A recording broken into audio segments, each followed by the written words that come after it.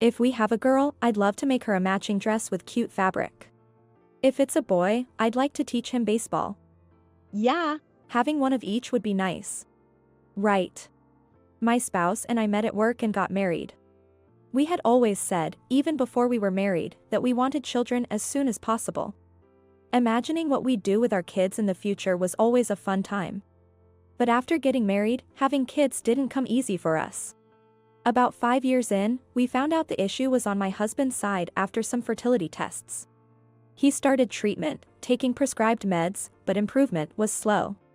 He quit smoking and drinking, squeezed gym time into his busy schedule, paid more attention to his diet, and even started cooking with organic veggies. I did everything I could too. I quit my job with its heavy workload and night shifts for a desk job, and tried various supplements. We even prayed for a child. We worked hard on this journey together. But after 8 years of marriage, we still hadn't conceived. Hearing coworkers talk about their kids, seeing friends play with theirs, I wondered why I couldn't have that, why I couldn't be a mom. These thoughts consumed me.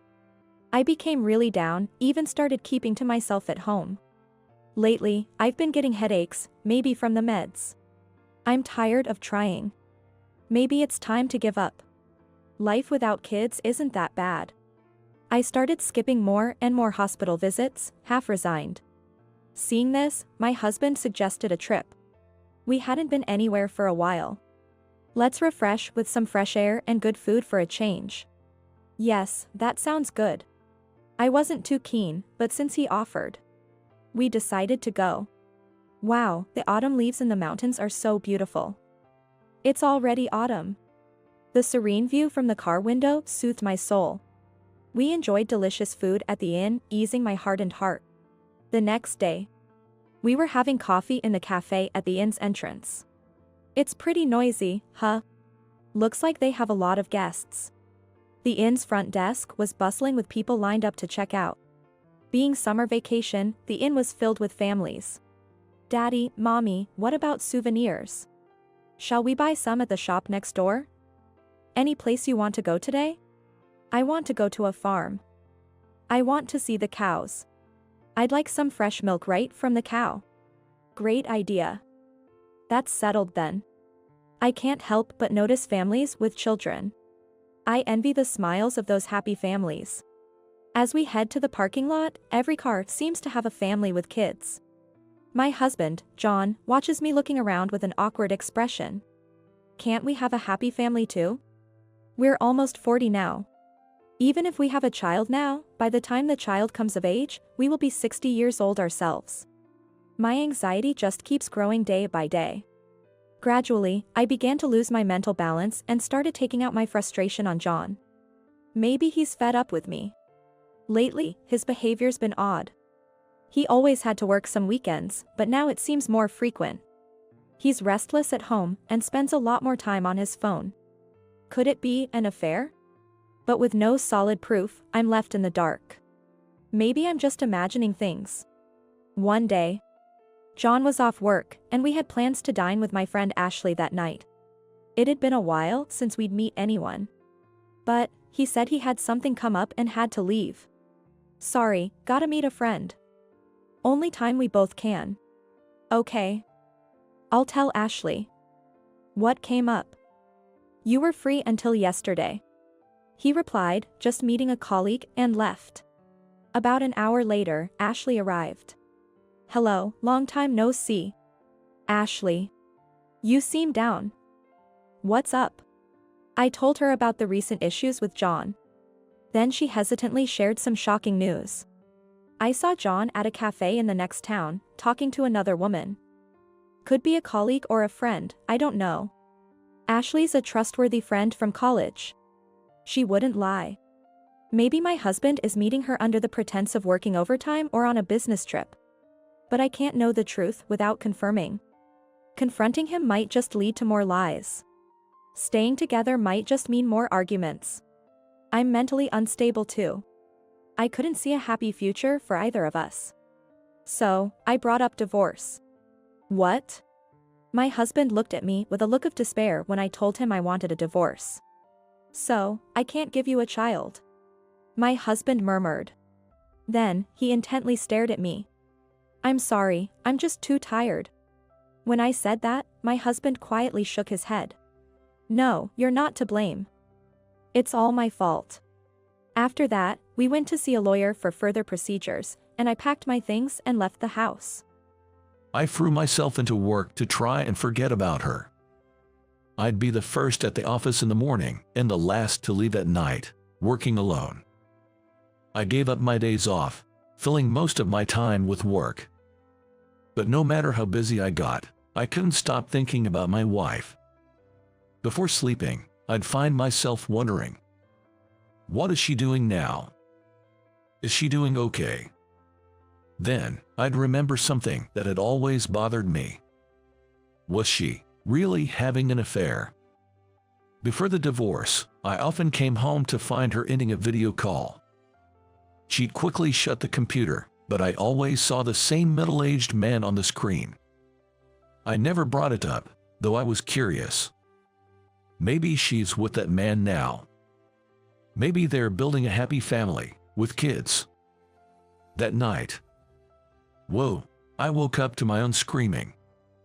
I couldn't remember the dream, but I knew it was a terrible nightmare. I felt a chilling cold that made me tremble. This is bad. Surprised by my unusual state, I took the next morning off work and went to hospital. They said I was suffering from excessive fatigue and stress, and advised me to take a break. After that, I felt drained, like an empty shell.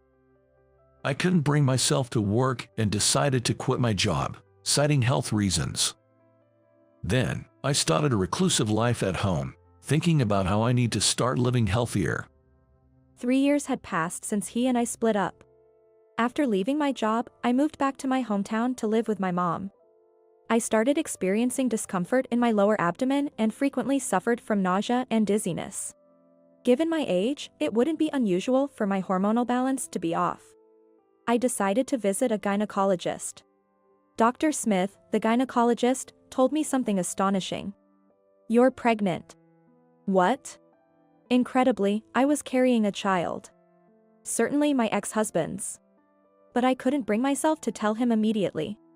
After the selfish way we parted, I didn't know how to face him.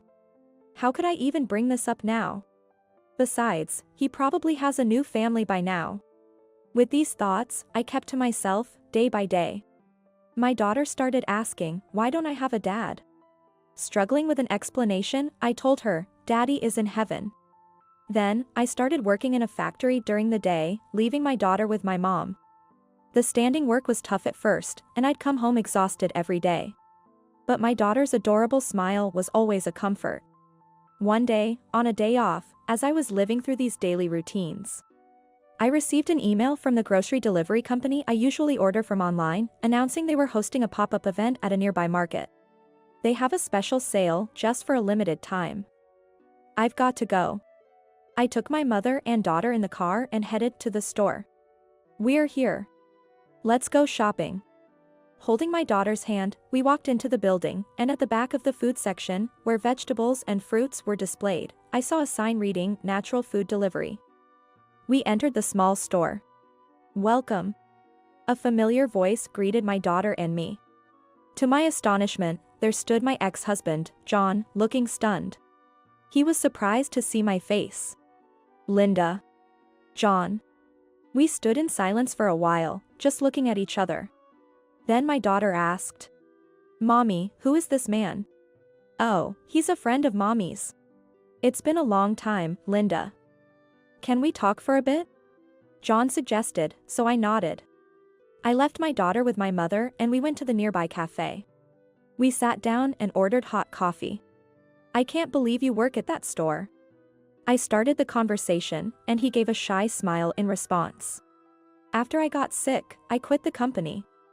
Remember the organic food store I used to go to for my health? I heard they were starting an online delivery service and I switched careers.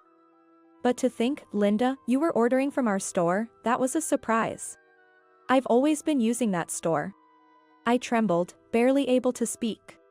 You got married again, she's a cute kid. He said softly, looking down a bit sadly. I couldn't hold back and shouted. That's not it. That's not true. That child, she's your child. Really, is that true? Covering my face with my both hands, I cried out loud, telling him everything. He listened intently, his face showing constant surprise. I thought you might have remarried that woman you were seen with, living happily. That's why I couldn't contact you. I said, and John looked shocked. An affair? What are you talking about? Ashley told me she saw you talking closely with another woman. I confronted him. That's not true, that was an advisor from the Men Unable to Conceive support group. Really? Yeah, I joined since we couldn't have kids even after long treatment. It was a group to learn how to approach wife about it. But I couldn't tell you, Linda, you were trying so hard. I'm so sorry. I was tired back then and couldn't think straight. I was choked up with unstoppable tears. And tears were falling from his eyes too. Didn't you have an affair? You were always talking to men online. But I had no right to say anything, it was my fault we couldn't have kids. I thought you'd be happier with a new family, so I accepted the divorce. No, that was a counselor. I was feeling unstable, starting to take it out on you, and I was seeking advice on what to do. I thought I might have been making things worse, pressuring you because we couldn't have kids. So that's how it was. He looked relieved. After the divorce I thought. I should have been more approachable to each other. I should have respected your feelings. If only we could remember the days when we were newlyweds and get back to being a close couple. But even if I think about that now, we can't start over again. That's why I couldn't contact you. But I wanted to tell you about her, and I didn't know what to do anymore. I was filled with regret, embarrassment, and apology, and the tears wouldn't stop. I'm sorry. Don't cry, Linda. He offered a handkerchief, trying to comfort me. If the misunderstanding is cleared up, then that's good. Would you consider starting over with me again? His words made me lift my face and look into his eyes. Can you forgive me? Yes. When you asked for a divorce, I thought it was because I couldn't have children, so I gave up. I accepted the divorce because I wanted your happiness. But I've never forgotten about you, Linda. I still love you. Hot tears streamed down my cheeks. I wiped them with the handkerchief he lent me and said, "Thank you." Hey, Daddy. Was it hard coming back from heaven to our house? Our daughter, who thought her father had gone to heaven, asked him with a puzzled look. Well, it was a bit difficult. But Mommy came to meet me halfway, so I could find my way back home. Our daughter said with a smile, "That's good." I exchanged smiles with my husband. We had our ups and downs, but I'm glad we talked everything through. Now, we're living a happy life as a family of 3.